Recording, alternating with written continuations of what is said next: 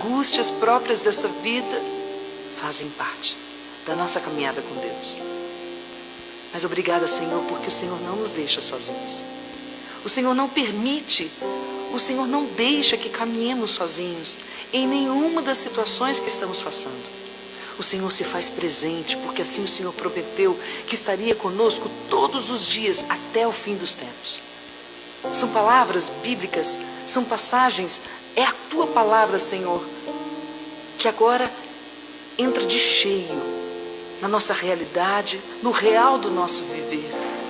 E nós Te louvamos pela Tua presença real, Senhor, em cada uma dessas situações, de doença, de traição, de humilhação, de tormentas, de tragédias, de perdas. O Senhor está conosco. Ainda que venha a noite traiçoeira, a noite escura, os vales tenebrosos, os vales de lágrimas, o Senhor está comigo e me ensina a dar sentido a todo este sofrimento. Não chorar por chorar, sofrer por sofrer, mas ofertar as lágrimas e os sofrimentos, as dores, por aqueles que sofrem muito mais que nós, mas também para completar em vós, Senhor, todas as dores pelas quais passaste por causa de cada um de nós. Nós queremos aqui, Senhor, oferecer, entregar dores, problemas, sofrimentos e esperar de Ti toda a graça, toda a força necessária para superar, suportar e atravessar todo este momento com a Tua graça. E ainda se vier noite traiçoeira, se a cruz pesada for, Cristo estará contigo. O mundo pode até fazer você chorar, mas Deus te quer sorrindo. E ainda se vier noite traiçoeira, se a cruz pesada for, Cristo estará contigo. O mundo pode até fazer você chorar, mas Deus te quer sorrindo.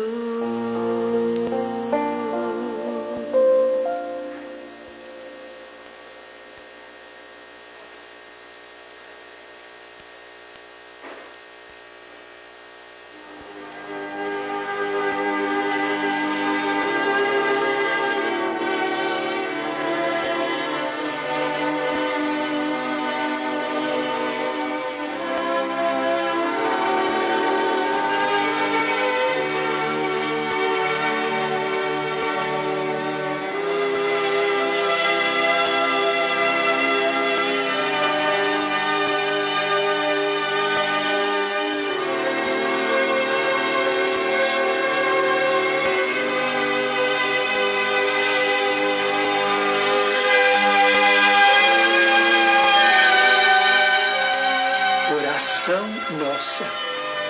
Senhor, ensina-nos a orar sem esquecer o trabalho, a dar sem olhar a quem, a servir sem perguntar até quando, a sofrer sem magoar, seja quem for, a progredir sem perder a simplicidade, a semear o bem sem pensar nos resultados, a desculpar sem condições, a marchar para a frente sem contar os obstáculos, a ver sem malícia, a escutar sem corromper os assuntos, a falar sem ferir, a compreender o próximo sem exigir entendimento, a respeitar os semelhantes sem reclamar consideração, a dar o melhor de nós, além da execução do próprio dever, sem cobrar taxas de reconhecimento. Senhor, fortalece em nós a paciência para com as dificuldades dos outros, assim como precisamos da paciência dos outros para com as nossas próprias dificuldades. Boa noite a todos. É uma grande alegria receber a todos vocês para mais um momento de reflexão, de estudo e de aprendizado. Então, nesse momento, a gente pede que a gente comece a se concentrar, deixar a corrida do nosso dia lá do lado de fora. E vamos iniciar com a leitura do texto chamado Sentimentos Fraternos, que se encontra no livro Pai Nosso, ditada pelo Espírito Emmanuel a Chico Xavier. Quanto, porém, à caridade fraternal, não necessitais de que vos escreva, visto que vós mesmos estáis instruídos por Deus, que vos ameis uns aos outros. Isso se encontra em Paulo, na primeira epístola aos Tessalonicenses. Forte contrassenso que desorganiza a contribuição humana no divino edifício do cristianismo é o impulso sectário que atormenta enormes fileiras de seus seguidores. Mais reflexão, mais ouvidos aos ensinamentos de Jesus, e essas batalhas injustificáveis estariam para sempre apagadas. Ainda hoje, com as manifestações do plano espiritual na renovação do mundo, a cada momento surgem grupos e personalidades, solicitando fórmulas do além para que se integrem no campo da fraternidade pura. Que esperam, entretanto, os companheiros esclarecidos para serem efetivamente irmãos uns dos outros? Muita gente se esquece de que a solidariedade legítima escasseia nos ambientes onde é reduzido o espírito de serviço e onde sobra a preocupação de criticar. Instituições notáveis são conduzidas à perturbação e ao extermínio, em vista da ausência do auxílio mútuo, no terreno da compreensão, do trabalho e da boa vontade. Falta de assistência? Não. Toda obra honesta e generosa repercute nos planos mais altos, conquistando cooperadores abnegados.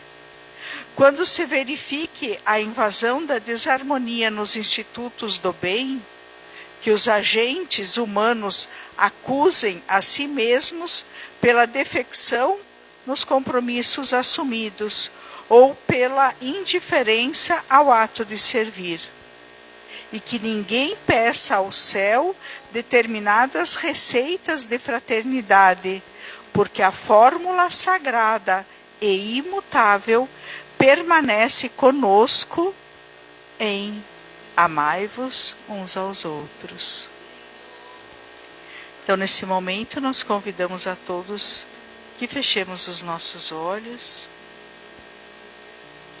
nos dirigindo, então, ao nosso Mestre Jesus, ao nosso Pai, que mais uma vez nos encontramos aqui reunidos para um momento de estudos e reflexão. Ampara-nos, Senhor, e nos ilumina no nosso esforço de renovação íntima, na busca da caridade desinteressada, na busca do conhecimento intelectual, para desenvolvermos melhor o nosso lado moral. Que possamos deixar para trás as preocupações diárias e incorporar os aprendizados da noite em nossas vidas, dando assim mais um passo em nossa caminhada evolutiva. Senhor, abençoe a todos nós e que seja em seu nome, em nome dos amigos espirituais que nos auxiliam e, sobretudo, em nome de Deus, o início dos trabalhos dessa noite. Pedimos também, Senhor, o amparo ao palestrante desta noite, que suas palavras possam ser bem escolhidas a fim de que o nosso aprendizado seja o mais efetivo possível. Que assim seja. Então nós convidamos o Marcos para a reflexão: por que julgamos tanto os outros? Boa noite a todos. Que nos abençoe Jesus, Ele que é o amigo incondicional das nossas vidas. Então, o tema que a casa propõe hoje de estudo é: por que julgamos tantos os outros? É um tema bastante difícil, porque é uma situação que todos nós fizemos praticamente todos os dias. Praticamente todos os dias a gente julga alguém. Às vezes a gente nem se dá conta. Mas o que acontece, meus irmãos, é que o não julgar faz parte da 10ª lei moral, que é a lei de justiça, amor e caridade. Então, essa forma infantil que às vezes a gente se comporta, né? Todos nós, e a gente acaba julgando sem saber muito, acaba infringindo uma lei moral importantíssima. E isso influencia na nossa evolução. Mas então vamos fazer uma breve introdução para que a gente possa se situar um pouco no contexto. O Espiritismo nos ensina que a reencarnação é uma lei divina que visa o nosso crescimento. Então, quando a gente renasceu nesta vida, o objetivo, assim, maior é a nossa evolução, o nosso crescimento moral. Emmanuel também falou a respeito disso para Chico e disse que o objetivo mais importante de uma reencarnação é fazer o bem. Na pergunta 132 do Livro dos Espíritos, está escrito que Deus lhe impõe a encarnação com o fim de fazê-los chegar à perfeição. Vida após vida, a gente tende a se melhorar a ponto de um dia evoluir tanto e ser um espírito um pouco mais elevado, puro, né? Mas se a gente pudesse usar isso tudo de uma outra forma, diríamos que o nosso principal objetivo nesta reencarnação, nesta atual, é apenas aprender a semear melhor.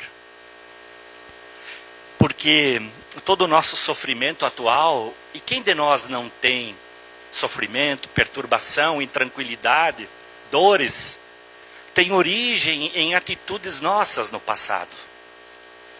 Todo o nosso sofrimento desta vida tem origem numa semeadura equivocada que a gente fez no passado. Então agora a gente está procurando acertar e se melhorar, né? Porque, meus irmãos, não julgar faz parte desta lei moral.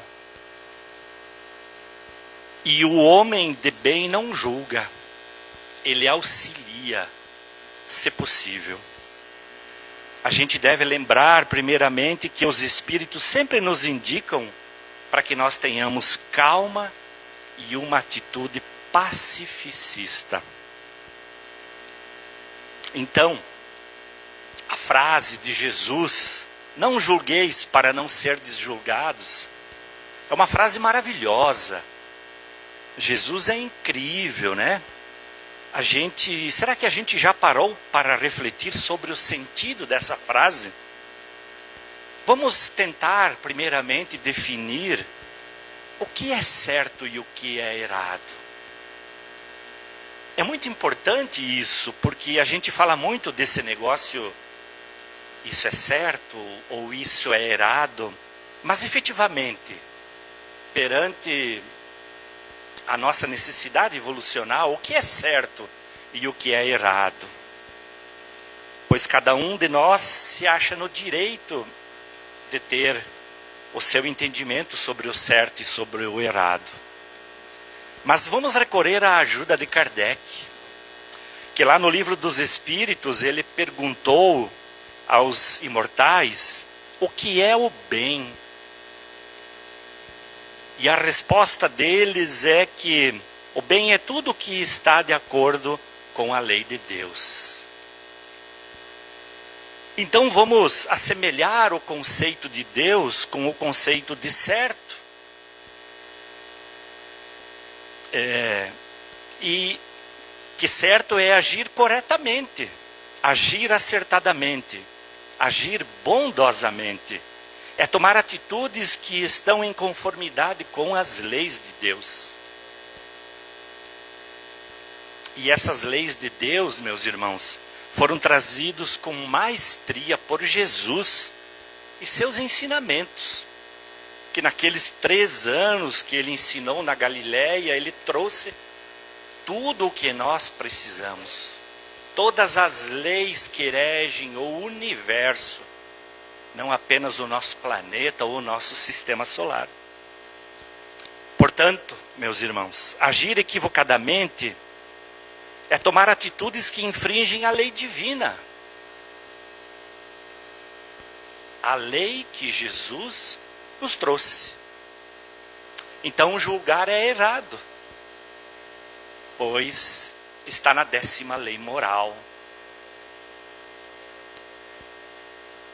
Outra reflexão: essa lei divina tem incutida em si uma outra lei que a gente já ouviu falar muito dela. É a lei de causa e efeito. Pelo próprio nome dessa lei moral, a gente já compreende que toda causa tem um efeito. Portanto, é impossível existir uma causa que não gere um efeito. Se você planta maçã, a gente não vai colher abacaxi. A gente vai colher maçã. Se nós cometemos uma atitude infeliz, o efeito vai ter a mesma natureza infeliz. Se nós cometemos algum equívoco, vamos ter um efeito penoso, porque a natureza do equívoco é penosa. Mas não temos a capacidade de fazer o julgamento moral de uma outra pessoa. Nós não temos. Nós não sabemos os fatores que fizeram ela agir daquela maneira. Não sabemos a história dela. Não sabemos o que se passou em todas as vidas que ela viveu desde que Deus a criou. Então, julgar, nós não temos o direito. Nós não temos nem capacidade moral para isso. Porque com certeza cometemos equívocos muito semelhantes ao que essa pessoa também comete. Afinal, é uma ação contrária à lei divina, porque estamos faltando com a misericórdia. Mas então, a nossa vida normalmente, no dia a dia, é com uma trave muito grande no nosso olho direito. A gente diz: tem um cisco no teu olho. É assim que nós somos. Seja num comentário maldoso ou num comentário infantil, que a gente não compreende que não é certo.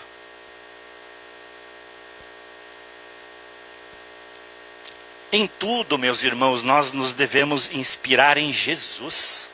Porque Jesus falava da necessidade de humildade, de paciência. Tudo que é contrário à lei de Deus que foi trazida por Jesus é errado. Ele nos ensinava humildade, paciência, compreensão, perdão, benevolência, indulgência.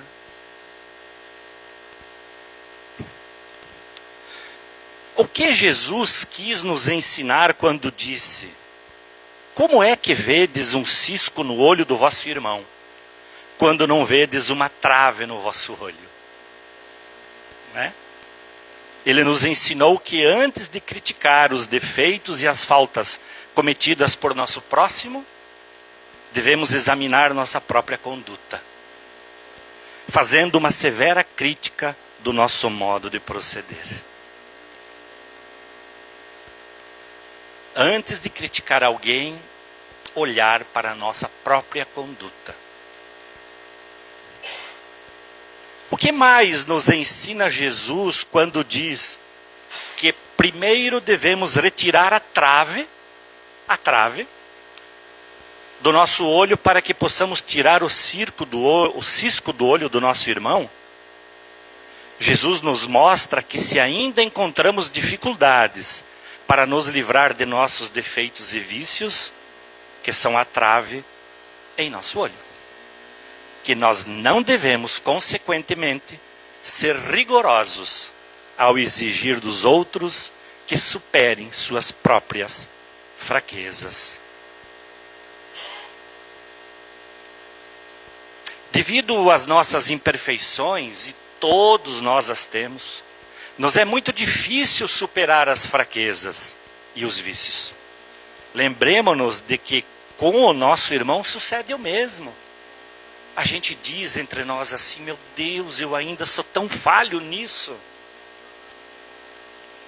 Né? Tipo, eu sou super indulgente comigo, né? Mas quando eu posso, eu dou aquela pegada no outro. Apenas quem não comete erros está apto a apontar as falhas do próximo. Jesus, Chico, Madre Teresa. Ficamos, não tem mais muitos, né? Ainda nós estamos na caminhada de melhoria, então precisamos nos cuidar.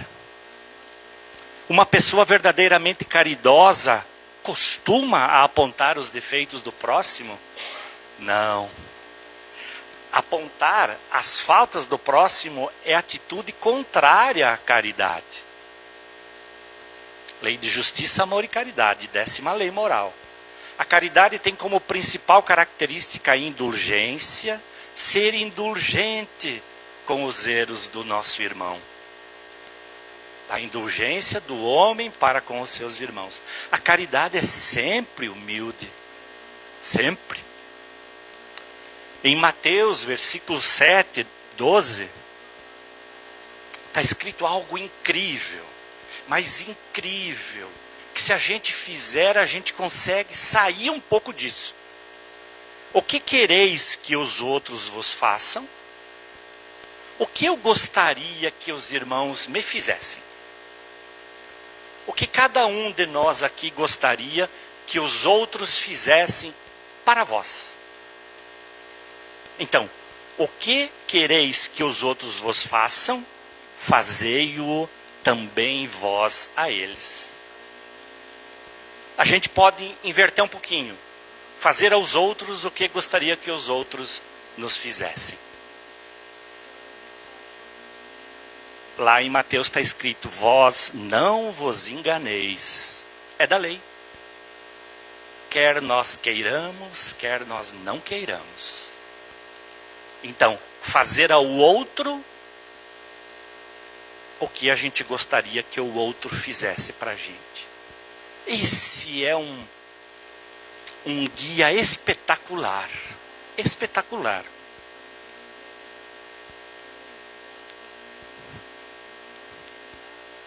Não julgueis, a fim de não serdes julgados. Isso é da lei. Jesus falou: porquanto sereis julgados conforme houverdes julgado os outros. Não tem errada. Empregar-se-á convosco a mesma medida de que vós tenha servido para com os outros. O que eu fizer ao outro, assim eu receberei, porque é da lei.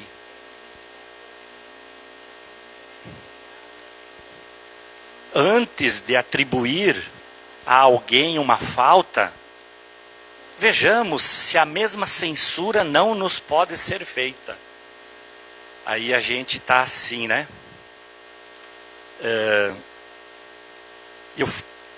eu faço algo não muito legal, contrário à lei divina. Eu faço algumas coisas nada boas contra alguém.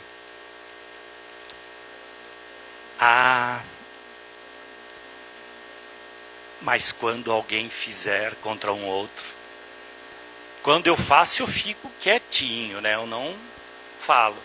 Mas quando alguém fizer, eu já... Mas você viu? Você viu o que aquele outro fez? Mas que absurdo! Ele frequenta a casa espírita, ele vai no estudo. E olha só, né? Agora, a gente não tem a mesma censura para com a gente, que fez a mesma coisa ou pior. Mas a gente aproveita o momento para conversar com alguém, né? E a gente é assim. Antes de julgar alguém com severidade, procuremos ser tão indulgentes para com ele quanto seríamos para conosco.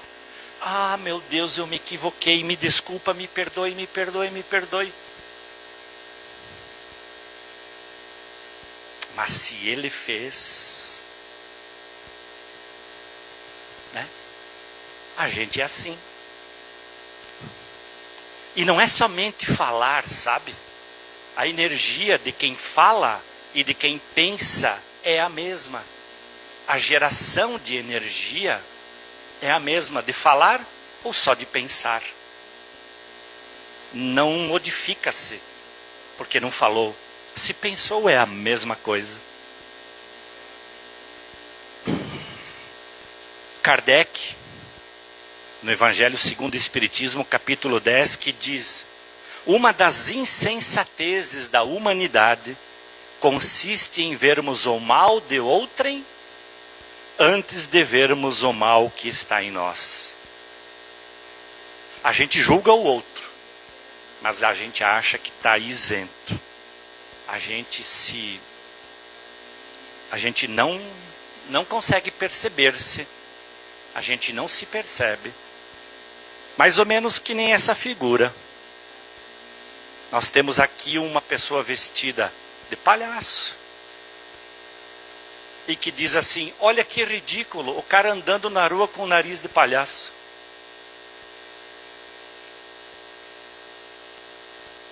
Buscando trocadilho, mais ou menos é assim que a gente age. E Jesus nos conclama a não julgar.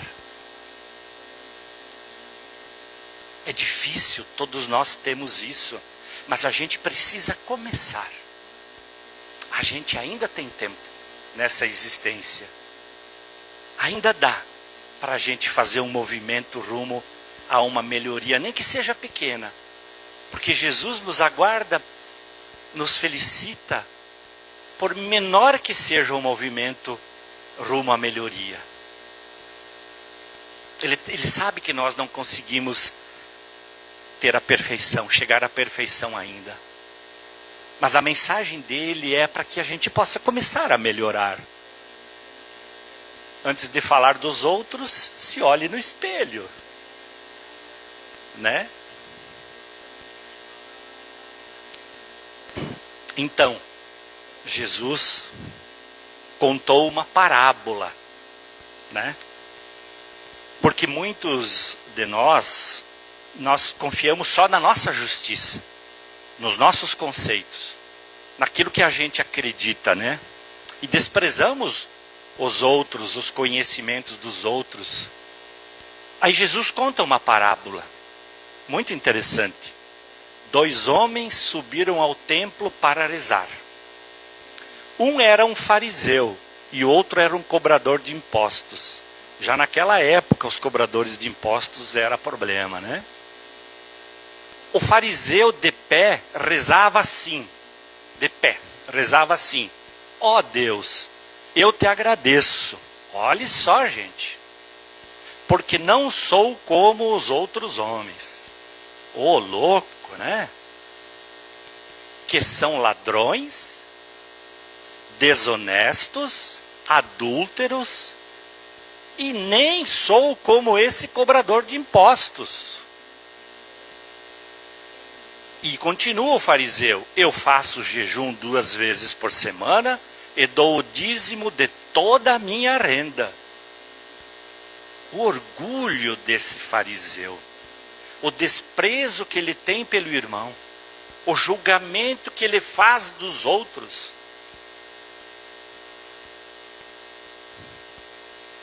O cobrador de impostos ficou à distância e nem se atrevia a levantar os olhos para o céu, mas batia no peito dizendo: meu Deus, tem piedade de mim, sou pecador.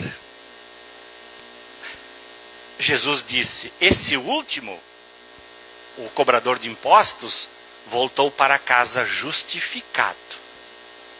Eu sei que eu sou um pecador. Tende piedade de mim, Senhor. Misericórdia, me ajude a vencer os meus problemas. Me ajude, Jesus, a que eu possa julgar menos amanhã do que eu já julguei hoje. E menos depois de amanhã do que eu vou julgar amanhã. O outro, o fariseu, não. Pois quem se eleva será humilhado. E quem se humilha será elevado. Né? Um ensinamento muito bom para que a gente possa se enxergar que isso foi há 2000 anos. Era o ano 30, do ano 30 ao ano 33. Vai fazer 2 anos, 2000 anos daqui a pouco. E ainda é muito atual, né? Ainda é muito atual. Senhor, ainda bem que eu vou na casa espírita, que eu não frequente alguns outros lugares, né? É por aí. Não esqueçais nunca, está no livro Céu e Inferno, que o orgulho é o inimigo da felicidade. É dele que promanam todos os males que acometem a humanidade e a perseguem até nas regiões celestes. Aquele de nós que tem orgulho, se não conseguirmos vencer esse orgulho, quando a gente desencarna, ele não é restrito ao plano terreno, ele segue conosco, porque quem fica é o corpo, o espírito é que tem o HD com todas as nossas vidas. E assim a gente leva tudo. E lá também nós continuamos orgulhosos. O orgulho vos induz a julgar-vos mais do que sois. Ah, não. Eu sou um cara legal, acho que eu não faço mal para ninguém, mas pisa num animalzinho na calçada. Eu acho que eu respeito todo mundo, mas de vez em quando só falo umas bobagens para alguém, mas é pouca coisa, né? E assim a gente vai. E assim a gente vai. E o orgulho também nos induz que nós somos muito bons, que temos razão e que os outros deveriam se espelhar em nós. Eu preciso ser exemplo para os outros, né?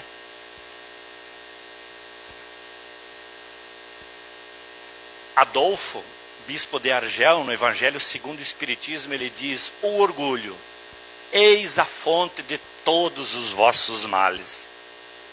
Aplicai, portanto, em destruí-lo.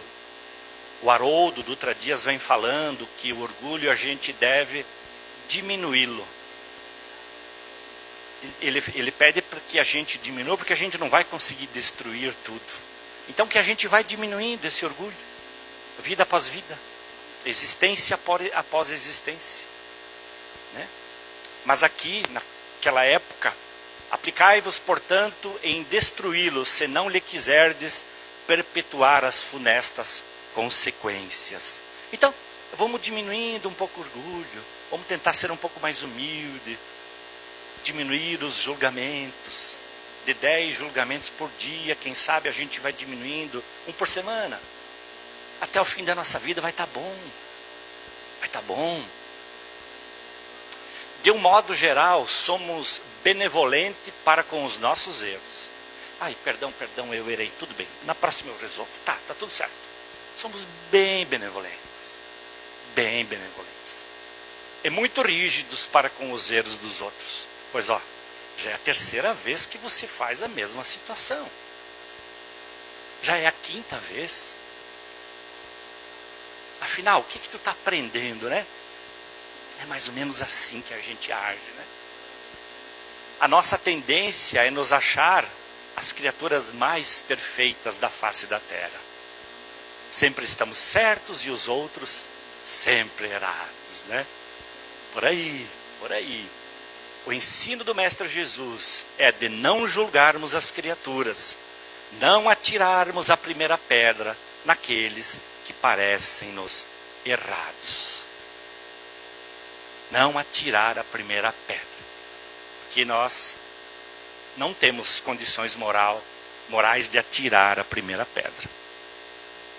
A humildade é a chave que abre ao homem o entendimento de si próprio e o reconhecimento de suas próprias fraquezas, tornando-o tolerante para com as fraquezas alheias. Tornando tolerantes, indulgentes. Indulgentes. É da lei moral, da 10ª lei moral. Justiça, amor e caridade. Meus irmãos, se a gente não começar a fazer, isso não termina nunca. É que nem a história do olho por olho, dente por dente. Nunca ia terminar se Jesus não vem e fala de amor e perdão. Nós estaríamos ainda hoje no olho por olho, dente por dente.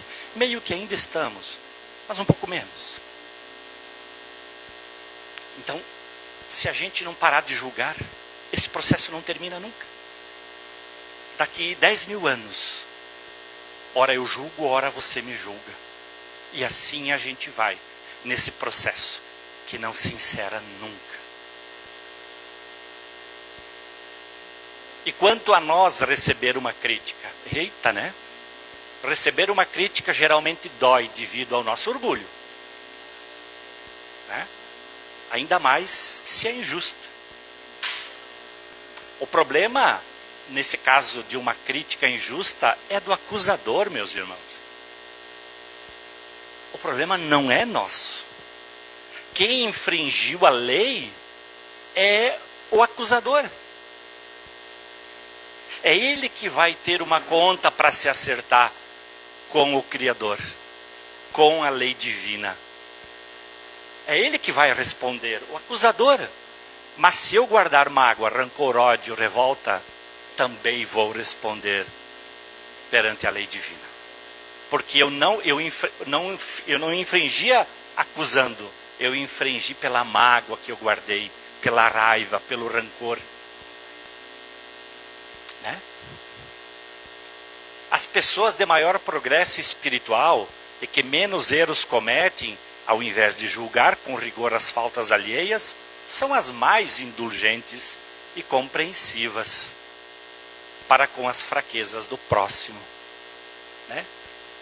É aquele que já está entendendo um pouco, é aquele que está conseguindo modificar-se, aquele que está conseguindo diminuir os julgamentos.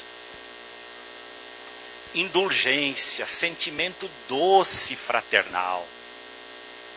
Doce fraternal.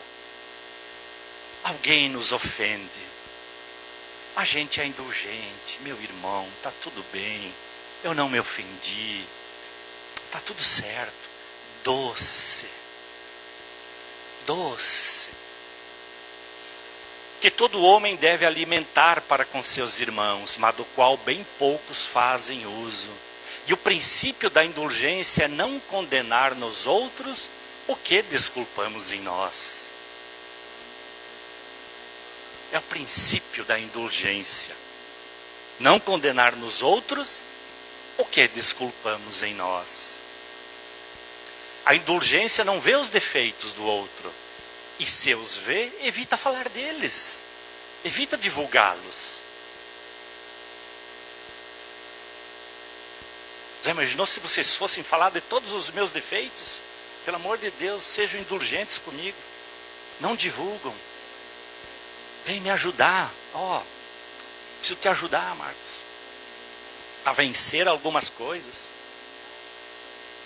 E ao contrário, eles ocultam-os a fim de que não se tornem conhecidos, senão da pessoa unicamente. Unicamente. Tem o caso da água e do cartaz escrito, né? Sabe quando a gente tem muita vontade de julgar alguém, a gente pode tomar um gole de água e ficar com a água na boca até passar a vontade.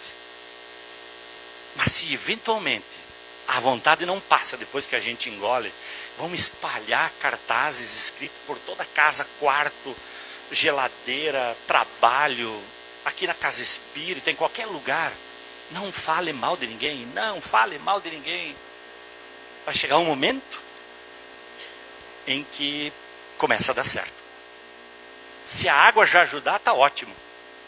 E se precisar de um reforço do cartaz, encha de cartaz, né? A indulgência jamais se ocupa com os maus atos do outro, a menos que seja para prestar um serviço. Mas mesmo neste caso, tenha o cuidado de os atenuar, tanto quanto possível. Ela não faz observações chocantes, não tem nos lábios censuras, apenas conselhos amorosos, e mais das vezes velados, só para a pessoa. Quando vocês me veem eu julgando, me convidam para tomar um café e me falam, né? Olha, vai me ajudar pra caramba. Aí Jesus fala: ó homens, quando só tereis olhares severos sobre vós mesmos, né? Mas a gente não tem.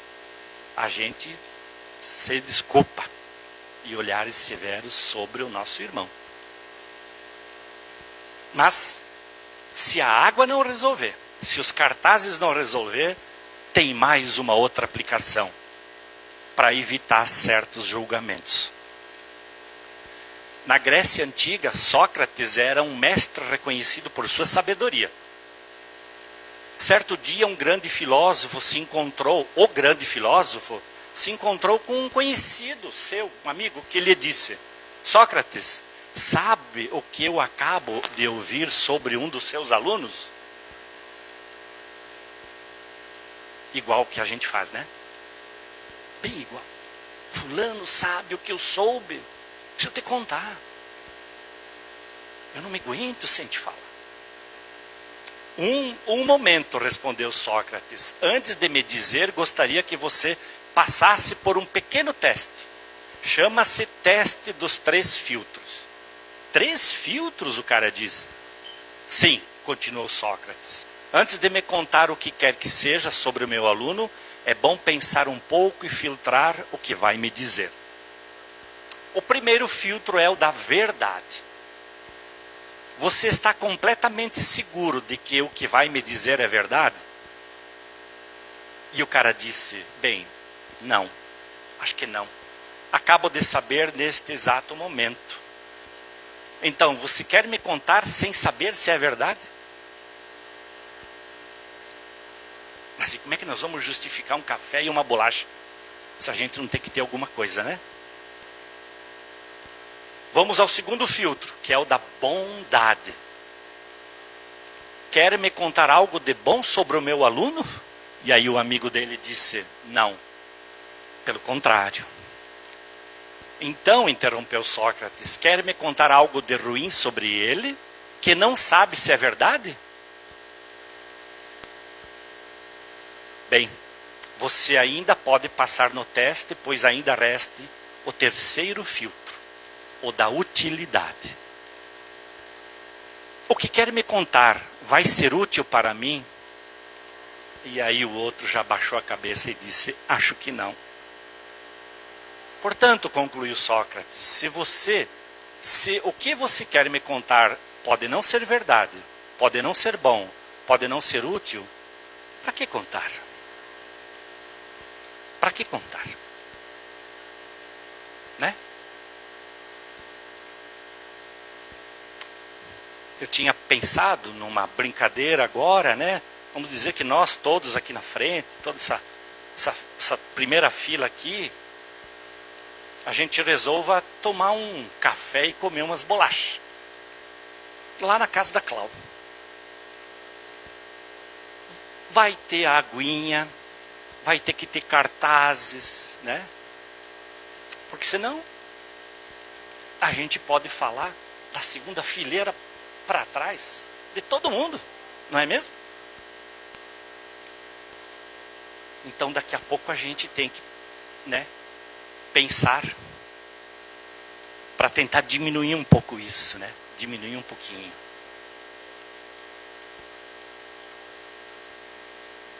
Bem, todo mundo conhece essa história, né? Indo para o fim agora. A história da mulher adúltera, né? Que talvez é o nosso melhor exemplo. O nosso melhor exemplo. Porque Jesus estava lá em Cafarnaum, na cidade, e havia umas pessoas e alguns sacerdotes que estavam conduzindo uma mulher porque tinham pego ela em adultério. E eles levaram para Jesus, para ouvir de Jesus, o que Jesus tinha a dizer desse problema do adultério. Aí chegando perto de Jesus, um dos sacerdotes falou: Nazareno,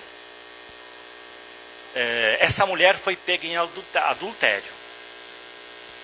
Diz a lei de Moisés que nós devemos apedrejá-la até a morte.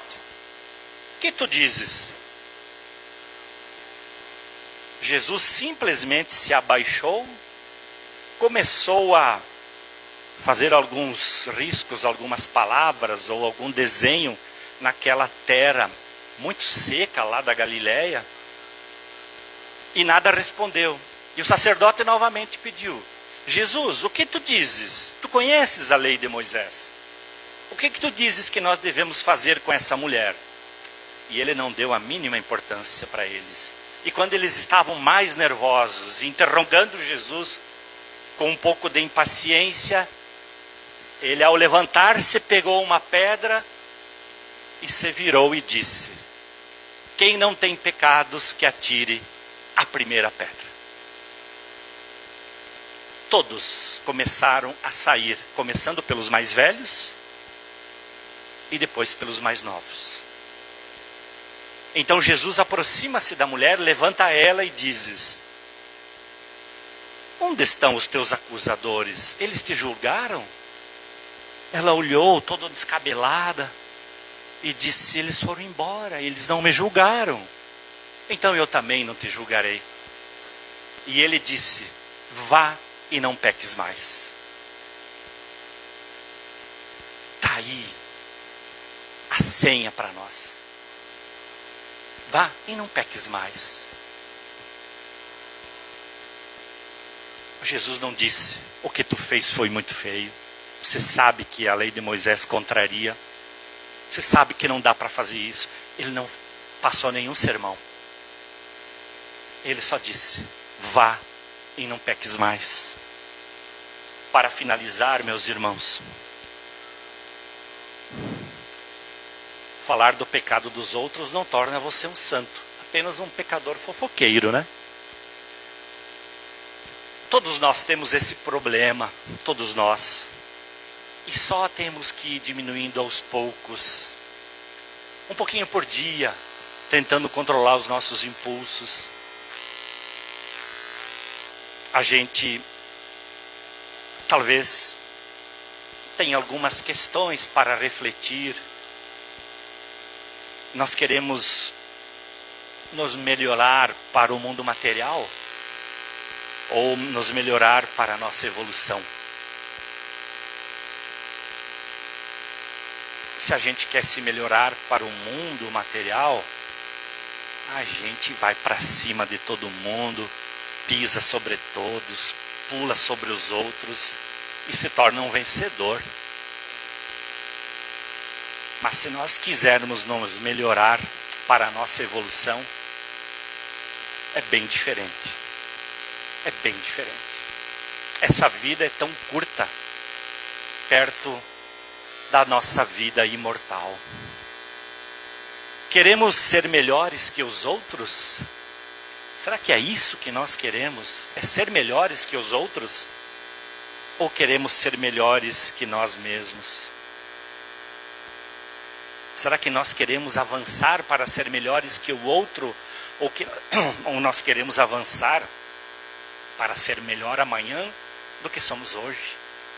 Ser melhor mês que vem do que somos hoje? Nós queremos ser vitoriosos, ter sucesso na vida material, ou melhorar o nosso ser, o nosso espírito?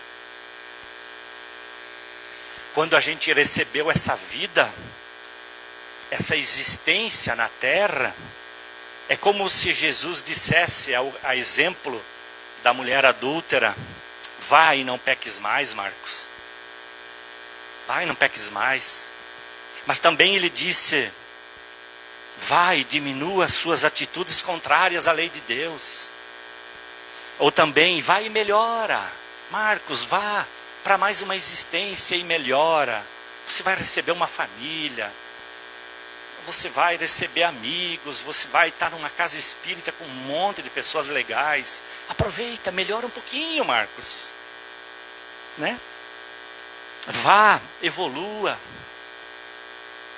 Então, um dos aspectos é não julgar. Não julgar.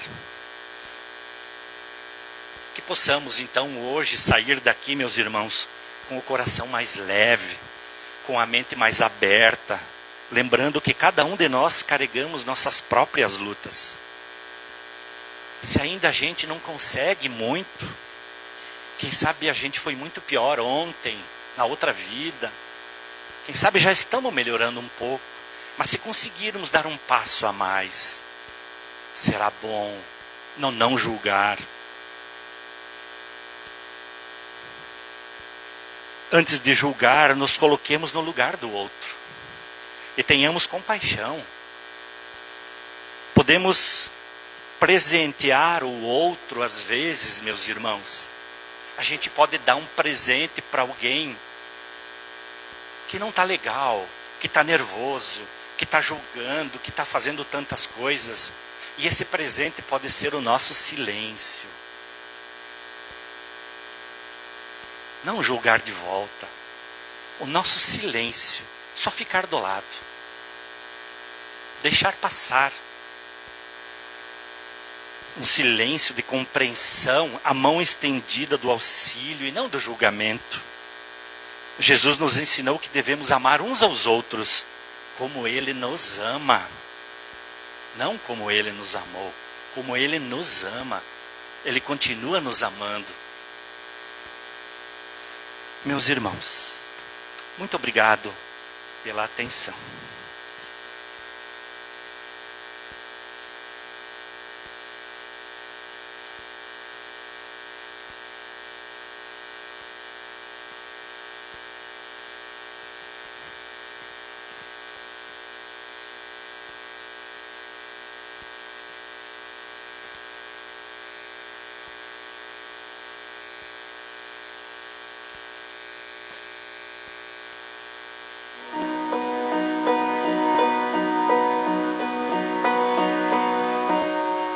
Muito obrigada, Marcos, pela reflexão de hoje. Nós convidamos a todos agora para a nossa prece final, aplicação do passe coletivo. Nós vamos diminuir um pouco a intensidade da luz. Vamos convidar os trabalhadores para se colocarem à disposição do trabalho de passe.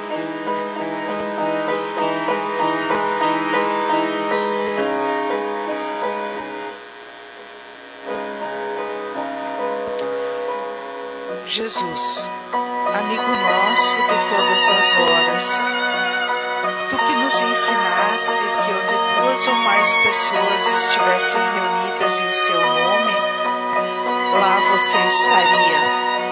Te pedimos então, por misericórdia, esteja aqui nesse santuário de oração. nos reúne aqui em teu amor e nos ensina a te procurar para que não nos percamos em nossa caminhada. Naqueles instantes felizes, seja a nossa força para que a alegria não nos torne ingratos e insensíveis. Nos momentos amargos, seja o nosso socorro para que a tristeza não nos faça abatidos e inúteis. Naqueles dias claros, concede-nos a bênção de poder trabalhar em seu nome e para vós. Nas noites que passamos em sofrimento, nos esclarece o Espírito para que possamos entender a lição. Nos ajude para que a caridade em nossa existência não seja a vaidade que prejudica os outros, e para que a humildade em nossos dias não seja orgulho. Auxilia-nos para que a nossa fé não se converta em fanatismo e para que o nosso destemor não se transforme em petulância. Amável Mestre Jesus, perdoa as nossas faltas e reergue-nos para a lição que precisamos aprender. E, sobretudo, Senhor, faça com que entendamos a vossa divina vontade, a fim de que, aprendendo a servir contigo, saibamos dissolver a sombra de nossa presença na glória da tua luz. Senhor, ensina-nos a servir sem perguntar até quando, a sofrer sem magoar a quem quer que seja. Nos ensina a progredir sem perder a simplicidade, a semear o bem sem pensar nos resultados, a perdoar sem impor condições, a compreender o próximo sem exigir entendimento. Senhor, fortalece em nós a paciência para com as dificuldades dos outros, assim como precisamos da paciência dos outros para com as nossas próprias dificuldades. Ajuda-nos para que a ninguém façamos aquilo que não desejamos que façam para nós. Auxilia-nos, sobretudo, a reconhecer que a nossa felicidade maior será a de cumprir os desígnios, onde e como queiras, hoje, agora e sempre. E o que o amor e a vontade de te servir sejam o nosso mais puro sentimento, hoje e sempre. Que assim seja.